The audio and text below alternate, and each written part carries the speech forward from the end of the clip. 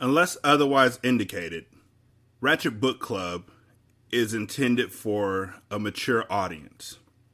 Viewer discretion is greatly advised.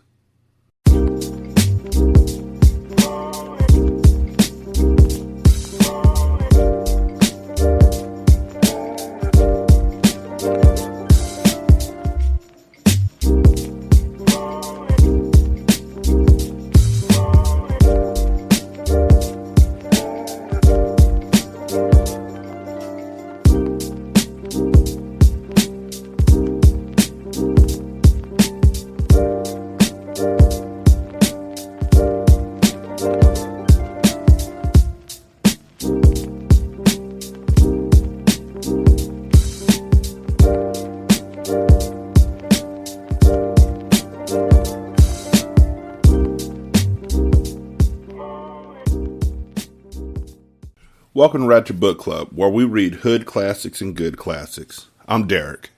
916-633-1537 is the voicemail number. Ratchet@gmail.com, Ratchet Book Club on Twitter, Ratchet Book Club on Facebook. Chapter 9. You might want to tuck in all that pretty hair, light skin. Breeze felt someone tug her long ponytail as she sat on the bench during recreation hour. She turned to find two Hispanic women standing behind her. You're new booty in here. There's plenty bitches in here that'll chop that shit off and flex on you with your own shit. You might want to try a little harder not to look so pampered in this motherfucker. People might think you think you're better than them. You know, one of them bougie hoes. Ain't no room for that in here. We all on the same level, the woman said. I'm not. I don't think.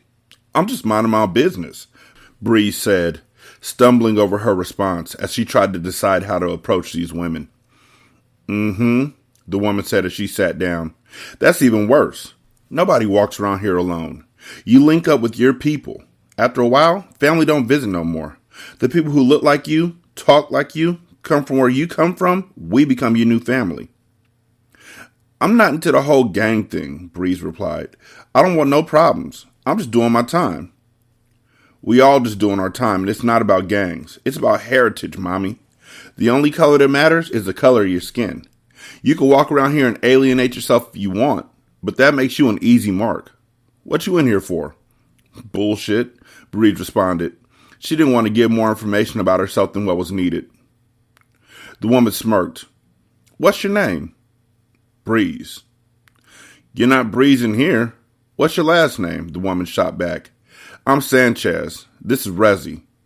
Breeze looked at the other woman. Rezi? Breeze asked. Short for Perez. We stick together in here, Sanchez stated. So, who the fuck are you? Diamond, Breeze responded.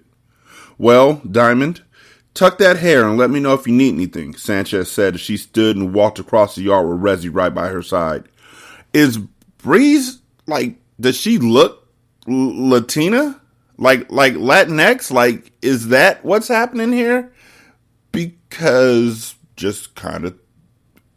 I just thought she looked like black. Because I don't know why.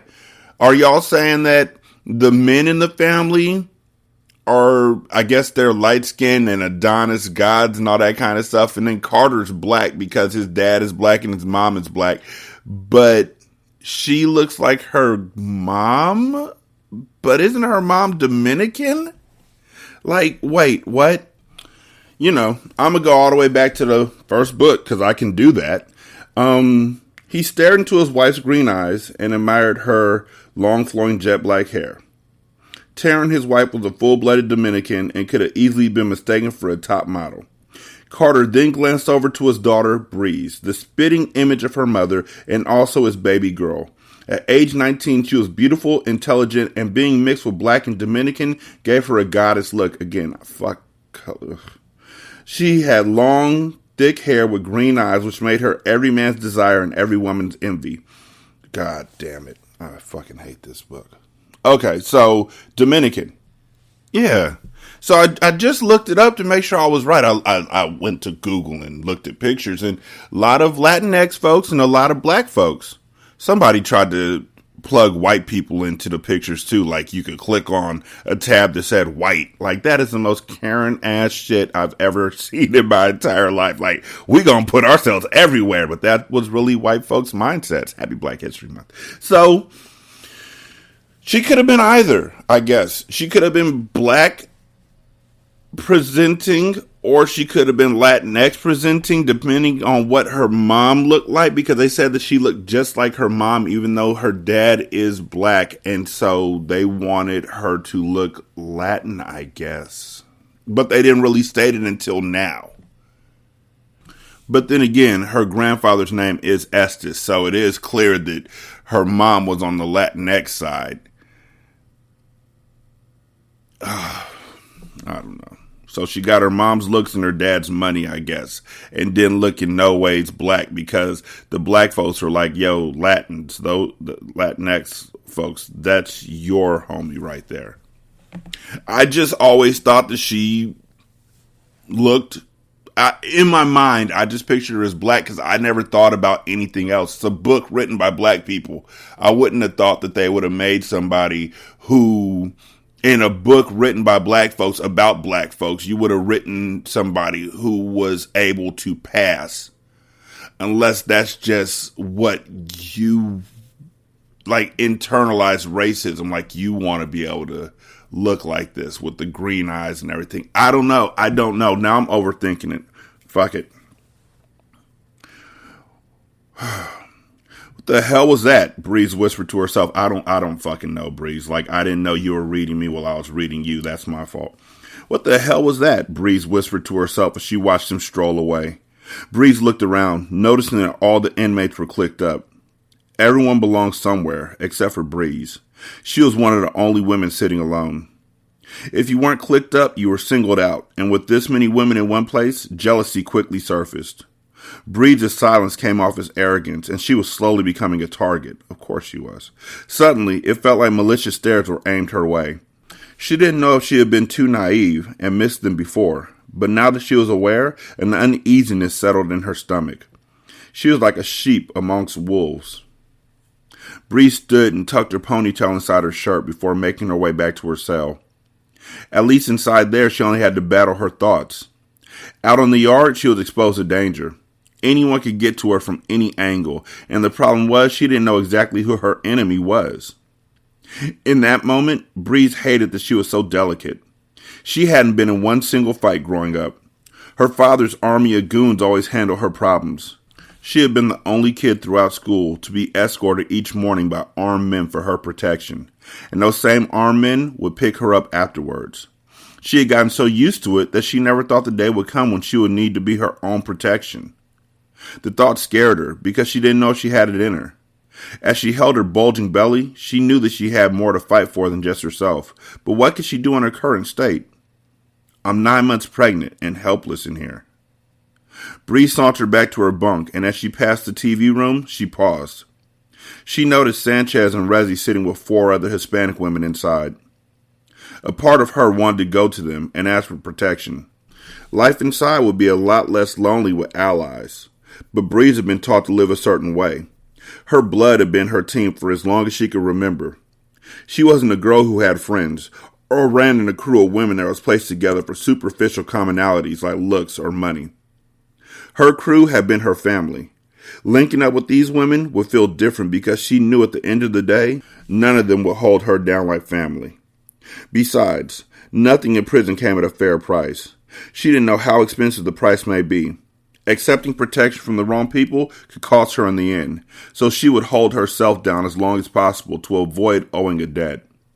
She was learning slowly but surely that nothing was free on the inside. If you received something, there was an expectation of repayment, and the exchange wasn't always equal. The most manipulative usually came out on top. It was like a prison stock market. Deals were made every day. The last thing Breeze needed was to incur a debt with the wrong person inside. That could be deadlier than having nobody to watch her back at all. Sanchez looked up, and Breeze briefly locked eyes with her. In the split second they stared at each other, a million things crossed Breeze's mind. She lowered her gaze and hurried away, knowing that the day would come when she would cross Sanchez's path again. She just didn't know she would be a friend or an enemy. A million things crossed her mind in a split second. Word? Nah, I just tried it. In a split second? So that's a second split in half, so that's 0.5 seconds? Nah, not a million things. Maybe half of a thing. That's really it. Also, that's the whole chapter for Breeze. They gave her literally 7 minutes. Everybody else is getting 41-minute chapters. The guys are getting 41-minute chapters. Mo's getting 25-minute chapters, and she gets 7. Chapter 10. Carter waited patiently in the bushes, crouched down out of sight. The sun was just rising and provided a faint light as he waited in stealth. He then heard the ruffling of the bushes as 2 people were having a conversation. The voices got clearer as they got closer. Carter looked down at the gun in his hand that once belonged to Ghost. He watched closely as Dr. Ishban and another scientist appeared at the door to the lab that was hidden in the woods. They had no idea that Carter was waiting in the cut for them. They never saw him rise from the bushes and creep up behind them. Carter pressed the gun directly to the back of Dr. Ishban's head, making him cringe with fear. The other doctor yelled in terror. Almost immediately, Carter removed the gun from the back of Dr. Ishban's head and pressed it to the forehead of the other man. "Quiet down, my man," Carter said calmly as he winked at him. The man threw up his hands, and his lips were zipped closed in sheer fear. He wouldn't dare make another sound, especially staring down the barrel of a chrome .45 caliber pistol. Inari came from the side of the building, slowly clapping sarcastically. "Young nigga got some scrap in him," she said, looking at Carter and smiling. She hadn't done any gangster shit in years, and she felt right at home during this ambush. I mean, she stabbed up Ghost. Is that gangster enough for you? How gangster do you want it? "Punching the code," Carter said as he focused his attention back on Dr. Ishban. I mean, pulling a gun on 2 guys unaware that are scientists and ain't about that life ain't that gangster. That's just getting the drop on somebody. It's not gangster. Like, what? They're scientists. Okay. "Punching the code," Carter said as he focused his attention back on Dr. Ishban. Carter nudged him with his free hand, pushing him towards the keypad. "Go ahead, put the code in, or one of these bullets is going to park in the back of your head, playboy," Carter said, still using a calm, even tone. Dr. Ishban was shaking like a leaf in autumn. Bars. As he held his hands up and scooted to the keypad. His hand was shaking vigorously. He could barely punch in the correct numbers. After a failed first attempt, the low buzz sounded, signaling that the wrong code had been entered. "Calm down. Take your time and punch in the code. No one will be hurt if you do as I say. You have my word on that," Carter said, giving the scientist a brief moment of optimism. Dr. Ishban pushed the numbers in, and moments later, the door opened. Carter swiftly ushered the scientists in, and knew that they had to get down to business before the other scientists came in for the day. They also had to get in and out before a Ghost's body was found. "Let's go," Carter said as they moved swiftly through the corridor, making their way to the back of the lab. Inari had instructed Carter that they would need the female and male seed of the flower, and once they had possession of that, they could take it back to the States and duplicate it and start their own harvest. They also needed all the notes and trial studies that had been done in the drug. This would give them everything they need to recreate the drug and begin their takeover. So y'all were just now talking about conspiracy theories, and this is why you killed Ghosts, and not conspiracy theories, but Reaganomics and the government's involvement in drugs, and how the crack game got started in the 80s, and how black men, the backbone of the family, were taken away from their families and put to jail, and then how the 13th Amendment fucked it up the game for everybody, and low-level dealers are going to jail while the rich white people are up in power, and now y'all are literally stealing the flowers so you can make the drugs for yourselves?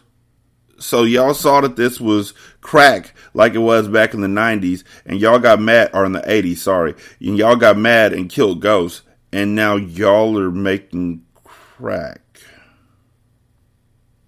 Then why y'all mad? I still don't get it. I don't get the angst. Like, were y'all just planning on taking it because you saw that it was a lucrative thing, or were y'all planning on burning it? You're not planning on burning it because This gave them everything they would need to recreate the drug and begin their takeover. What exactly is the plan here? I don't like it. I don't like it at all. I need the male and female strand of the Reby, and I need it now, Carter said as he continued to hold them at gunpoint. Inari brushed past, heading directly to the room where the files were held. She was looking for files to take back to her scientists. She disappeared to the back, and Carter followed Dr. Ishban to the spot where they kept the seeds. He did exactly what was asked of him, and after studying the labels on the small compact pouches, he gave Carter the seeds. Carter quickly snatched them and placed them into his pocket. At that moment, Inari came from the back with a few files.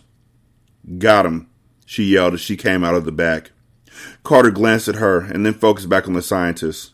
Carter then hogtied the scientist with the ties they had gotten from Ghost Via. Carter secured the ties and left the two men squirming on the ground as they exited the lab with everything they needed to relocate the entire operation and start from scratch. However, this time it will be with their own scientists and their own game plan. They had devised this plan in the wee hours of the night and in the company of Ghost's dead body. They were on their way back home with the keys to the future. Inari and Carter exited the property without any problems and without anyone knowing what their plans were. They had a game plan to flood the streets with this new drug, but instead of following the original plan the Ghost had presented, they decided to do the opposite and put it in the suburbs of America. Pills were the new crack, and they had the best illegal pill known to mankind. It was a new day and the beginning of a new era.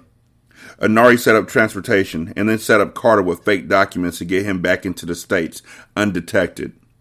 Carter soon found out that Inari was shaping out to be most likely the most resourceful partner he had ever had. She was well connected and well respected. Y'all know black folks live in the suburbs too, right? Like, y'all are acting like y'all about to just hit white folks. Like, this isn't going to affect anybody else or trickle down. Like, I don't know. This is stupid.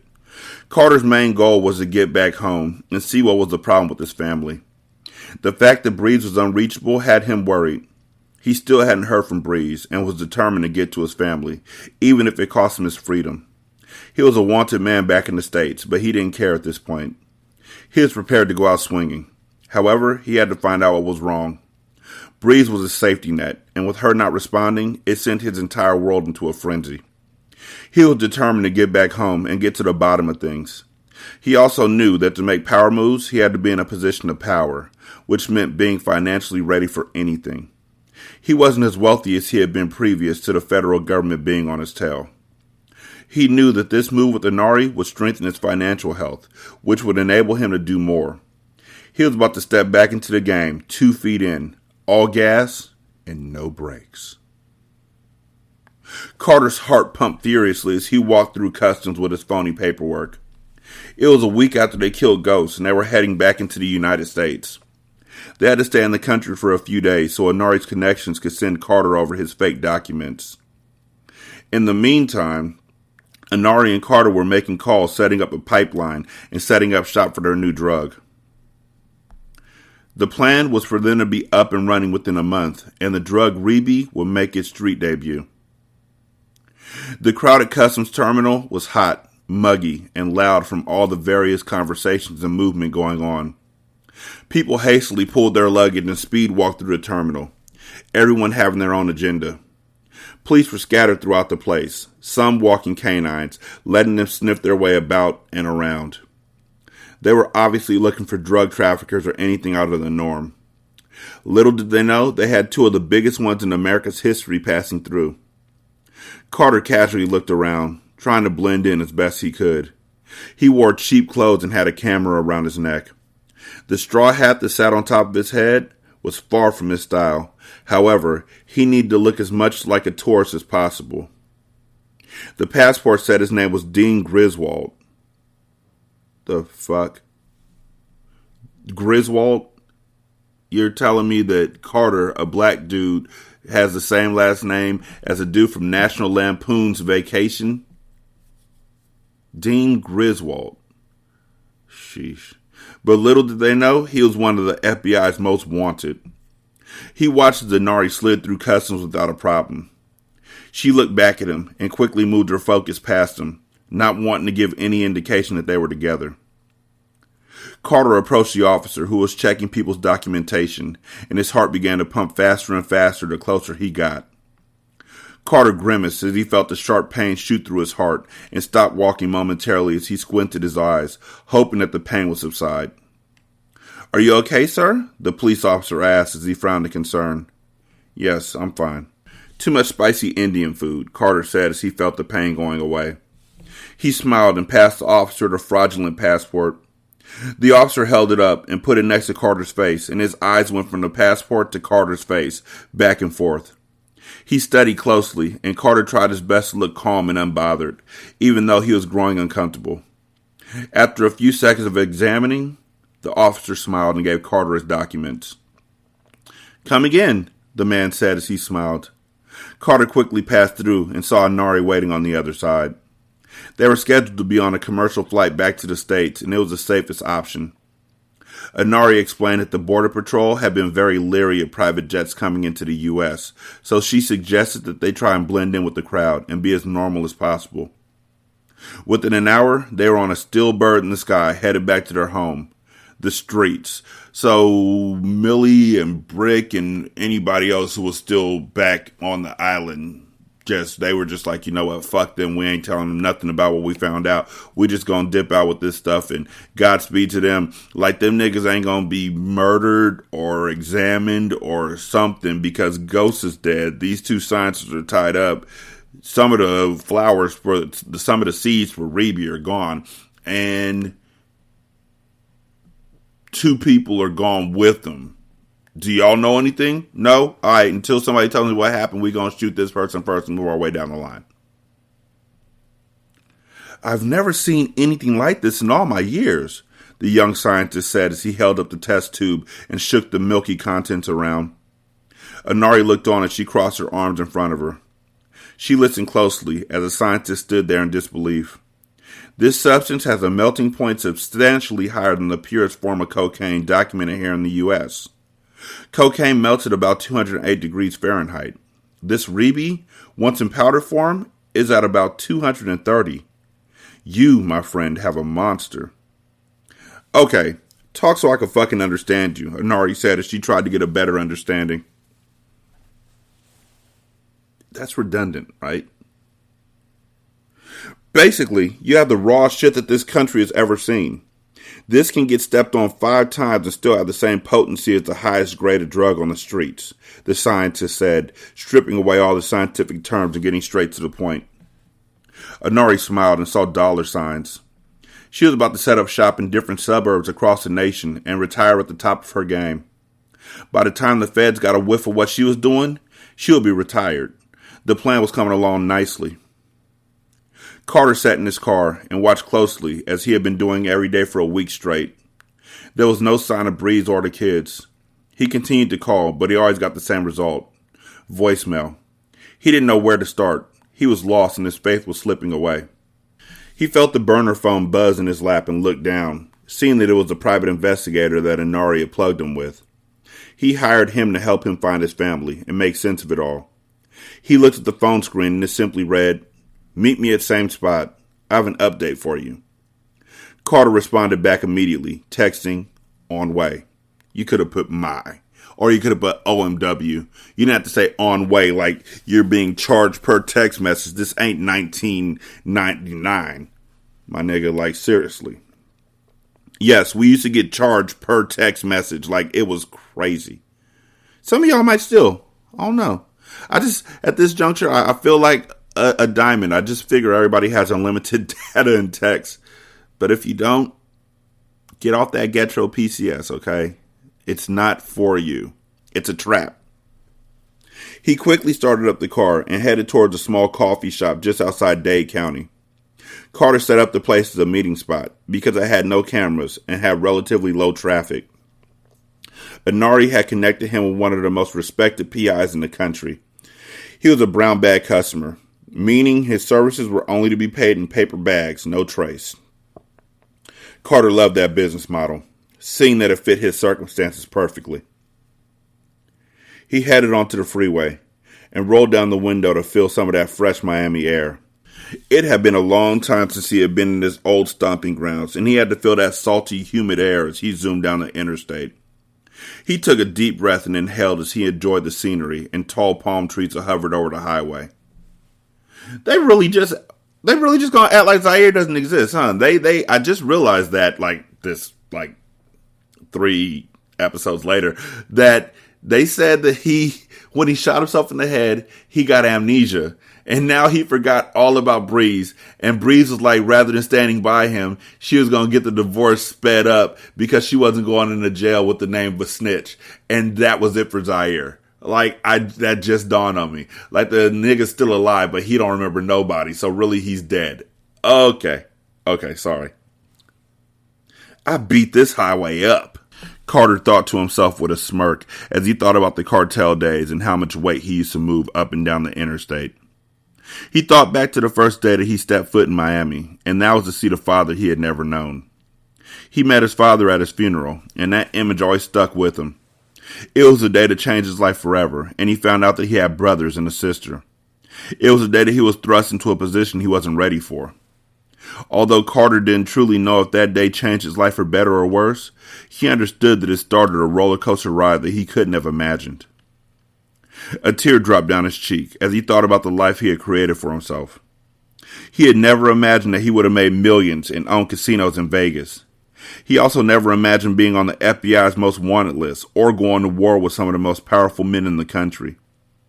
It was all surreal to him. He wiped away the tear.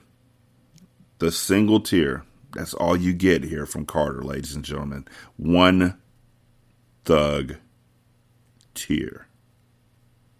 He wiped away the tear and looked down at his phone, which was buzzing. It was from a blocked number, and he quickly picked it up. Hello, he said with optimism that it would be Breeze. He longed to find her so he could reunite with his only son. Every moment away from him broke his heart, and he knew how it felt to not have your father around while growing up. It pained him, but he knew that he was continuing the cycle that he vowed to break. Yo, we got one, Anari said calmly as she hinted about what the scientist had explained to her.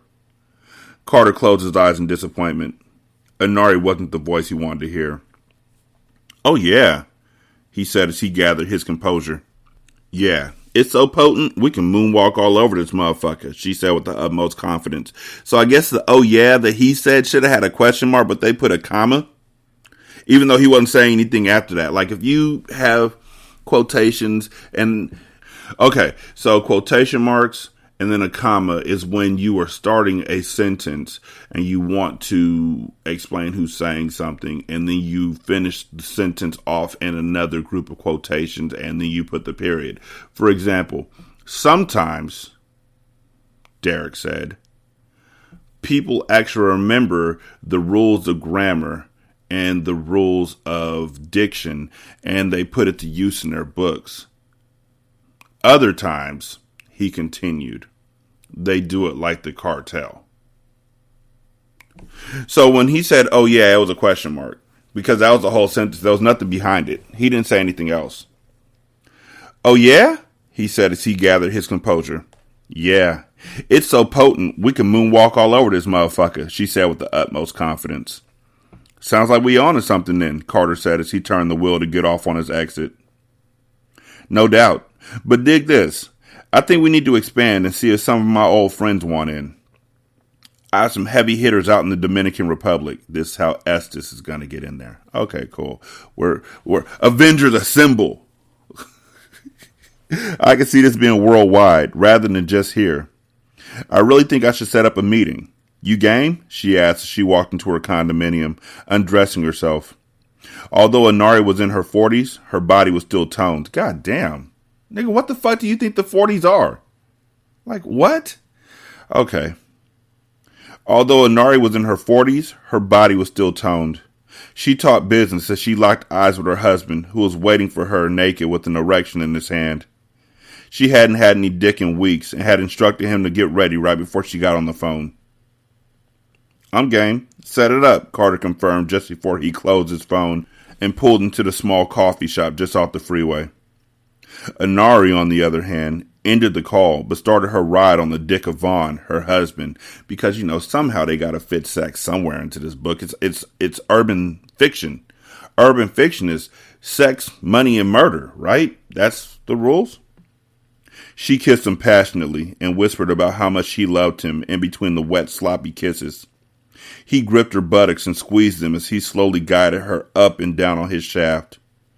Not even 30 seconds into the love-making session, a nari exploded all over his pole, and her body quivered from the orgasm and tingling throughout her body. She smiled and stopped grinding and rested her head on his shoulder. "I'm so sorry," she said. "You ain't shit," he said while smiling. "I know," she said as they both burst into laughter. Years of marriage had made them best friends, and they were both glad that she was back home. Wait. What? So because she came, she was like, "I'm done"? Or because she came, they stopped? What? What? Multiple orgasms can be had. What? I don't get it. I don't understand this. Like, why did she apologize for having an orgasm that early on? And why did he say you ain't shit because she had an orgasm that early on? Like, you act like it's... See, men in their 40s, yeah, we have an orgasm. It might be kind of hard to press on. Me, depending on the situation, can keep going. Because, sometimes you feel like a nut. Sometimes you don't. And I'm sure there's other folks who can do that same thing. But women can literally have multiple orgasms within one single session and not stop. So why'd they stop? Why'd you even make this into a scene? 30 seconds of laughter. Like, why did you do this? I don't know. Y'all just sound dumb. Real bad. Like, she had an orgasm and stopped grinding and rested her head on his shoulder. Like, what? Her body quivered from the orgasm. She's literally on top of him. She could just keep grinding her way into oblivion. Like, there could be 16, 17 different squirt sessions popping off right now. Like, what are we doing? I don't know. So, your nephew seems to have gotten himself in a bit of trouble, the private investigator said as he slid the court documents across the table, detailing the assault that Mo was charged with. Damn, Carter says he picked up the paper and studied it. They have him locked up in juvie as of now, and it doesn't seem like he's getting out anytime soon. He's declared a ward of the state, the man explained. The PI reached into his briefcase and pulled out another court document with a picture clipped to its right corner. It was a small photo of Breeze's mugshot. "The fuck is this?" Carter asked as he felt like an apple was in his throat when he tried to swallow. Carter asked as he felt like an apple was in his throat when he tried to swallow. I feel like they should have just taken the "as" out of that and just said, "What the fuck is this?" Carter asked. He felt like an apple was in his throat when he tried to swallow. Yep, fixed it. Y'all should really hire me. Like, I'm still gonna make fun of y'all, but hire me. This ain't hard. She was picked up for tax evasion. She's in a federal prison serving her time now, he explained as he pointed out her charges on the paper. Carter's head dropped as he felt despair, thinking about where his baby boy was. "What about my boy? What about CJ?" Carter asked as he looked at the man sitting across from him in desperation. "That's the thing. Nobody can locate him. He's listed as a runaway," the man explained. "Wait, what? A runaway?" Carter said as he tried his best to take in all the information. "Yes. The last known place of residency was with a woman that worked for the state as a social worker." He then reached into the bag and pulled out a piece of paper. "Here's her last known address, number, and address of her workplace. This should be a good place to start," he said as he got up and extended his hand. "I hope this helped." "Yeah," Carter said half-heartedly as he tried to wrap his mind around what was going on. He shook the man's hand and reached into his pockets to pull out the money wrapped in a brown paper bag, but the man quickly signaled for him to stop. "No worries. Anari's taking care of me already."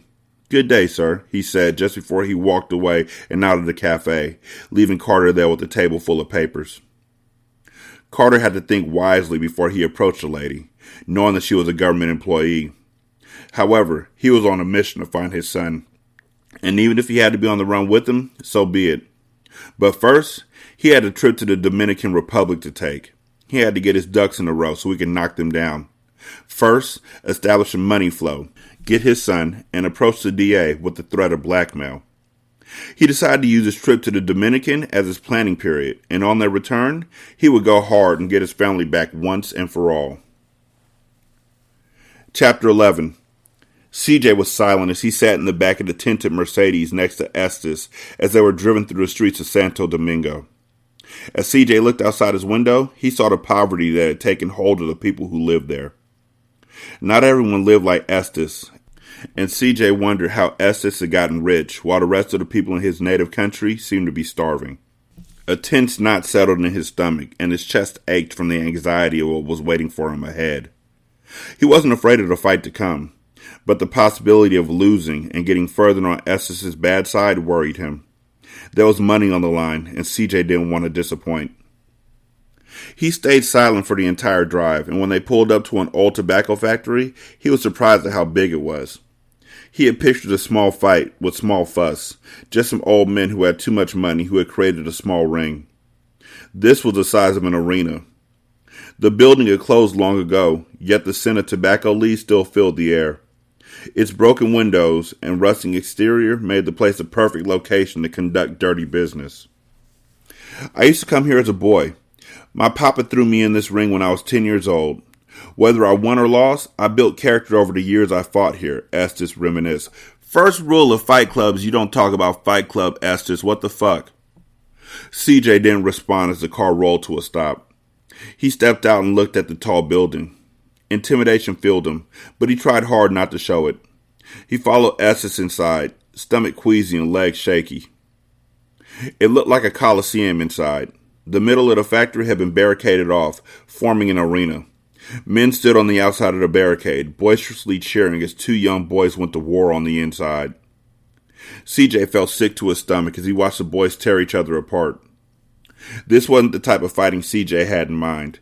There was no gloves, no referees, no rules, just savagery.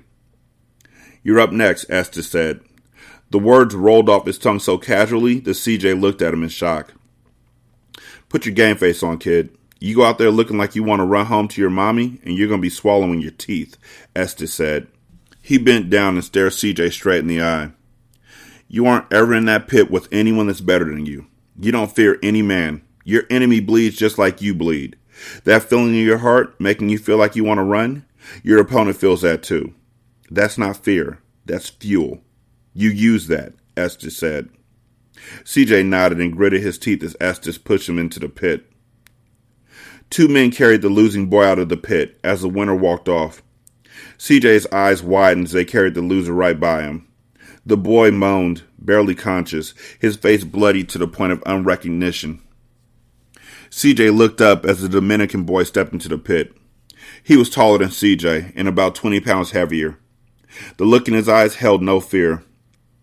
A loud bell rang and the boy charged at CJ, who dodged the first punch and then the second, only frustrating his opponent. CJ was swift. "Stop running!" a voice shouted from the crowd. The whoops and hollers only seemed to incite the kid. His fists might not have been connecting, but the wind that came behind them was so strong that CJ could almost feel the knockout coming. CJ was just a boy, but he wasn't a fool. If he squared up with this boy, he would lose. The kid had a size advantage over CJ, but CJ had stamina. The kid couldn't land a punch on CJ if he tried, and with every swing, his frustrations grew. It only made the boy exert more energy, trying to land one knockout. When CJ found his opening, he threw a punch, connecting with the kid's face. Dodging the kid's counter, he faded him again, landing one on the boy's eye once again. CJ wasn't technical with his attack, but he had sparred with Mo enough times to know how to handle an older kid. He had taken losses fighting Mo to prepare him to give one out when he was tested by an outsider. The crowd erupted in surprise. CJ was the underdog. It was his first fight, and everyone expected him to lose. Grown men had big money on his opponent, but CJ wasn't proven to be an easy win. CJ's adrenaline had turned him into a beast, and he was executing each punch with precision, completely frustrating the boy.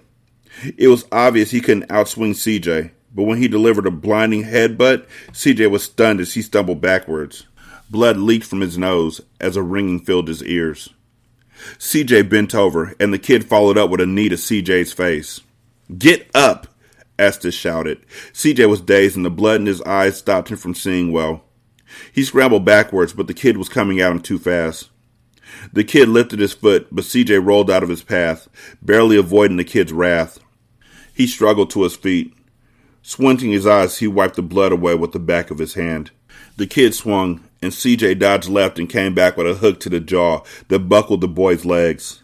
CJ kept attacking because he knew if he stopped, the boy would get the best of him. He didn't want to give this kid any opportunity to strike back. CJ kept waiting to hear some type of bell to signify the end, but no one stopped the fight. The kid fell to his knees and CJ punched him. His fists were so sore that with each strike, it felt like his knuckles would break. CJ stopped when he heard the kid yell, "I'm done." "You're not done," a man in the crowd shouted as he jumped into the pit. He rushed over to the kid and pulled the boy to his feet, only for the kid to fall back to his knees. CJ stood, unsurely, his hands up, ready. The kid wasn't tapping back into the fight, however. The man pushed the boy down onto the ground in disappointment, and CJ finally relaxed as the crowd erupted at the unexpected defeat. CJ backpedaled, not wanting to take his eyes off the kid. He retreated to Estes, who stood with a proud smirk. He placed a firm hand on CJ's shoulder, and they walked through the unruly crowd of men. It was a blood sport. It was a fight to the finish, and CJ had proven more than anything that he had heart. Estes chuckled to himself as CJ tore into the meal that his personal chef had made for him. He had certainly earned the dinner. "Are you sure you don't want anything else?" "I tell you, my chef can make you anything in the world, and you choose a burger and fries?" Estes was amused by CJ's humility. It was honorable and rare. "Oh, now you like him because he made you money." CJ chewed sloppily and didn't respond. He had worked up quite an appetite. Estes was surprisingly proud of CJ.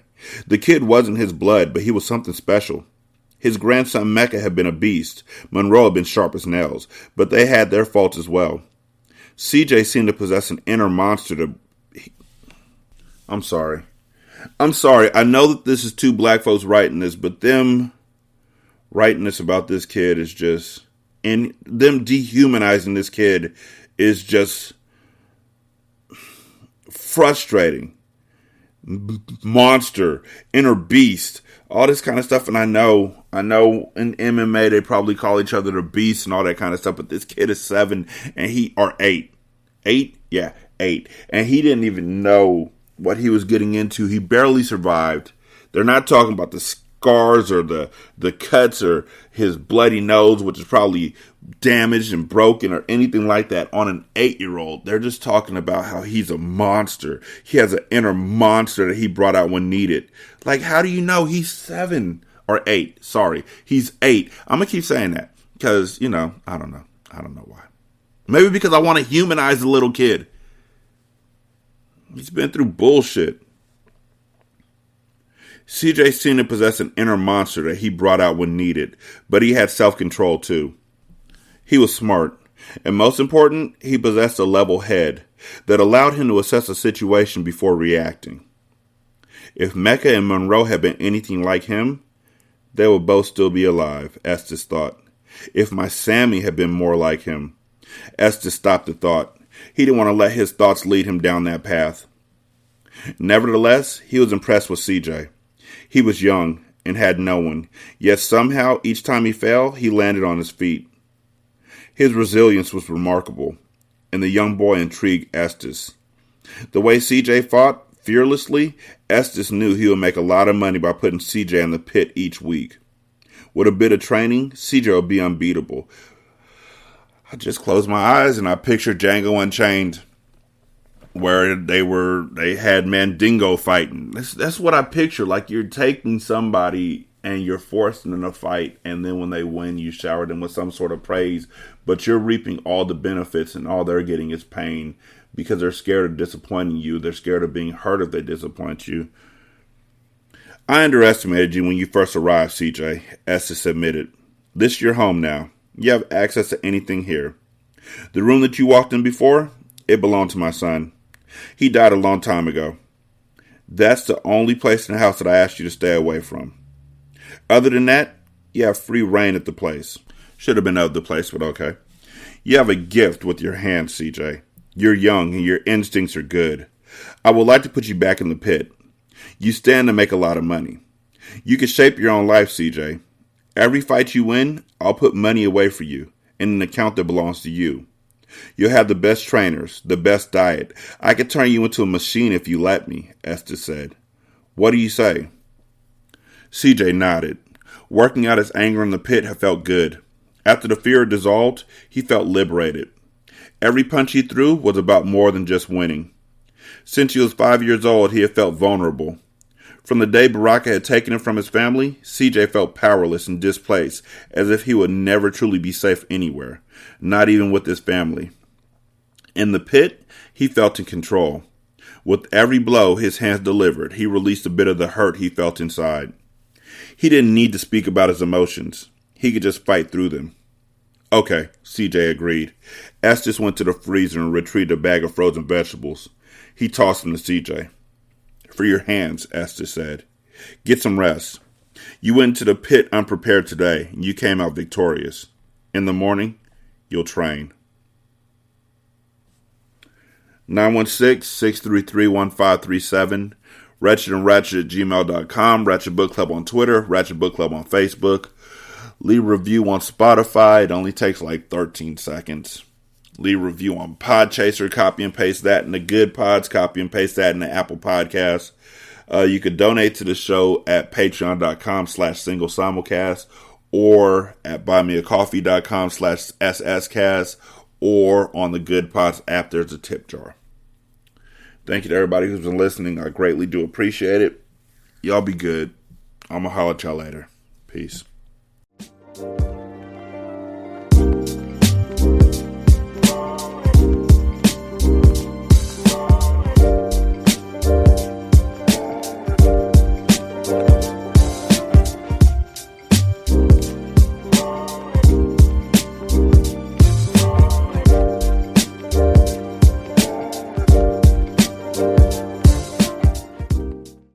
The intro and outro to Ratchet Book Club is by That Kid Garan, and it's called Goodbyes. You can email him at tkgbeats94@gmail.com for more information on how to lease this beat. This is Single Simulcast.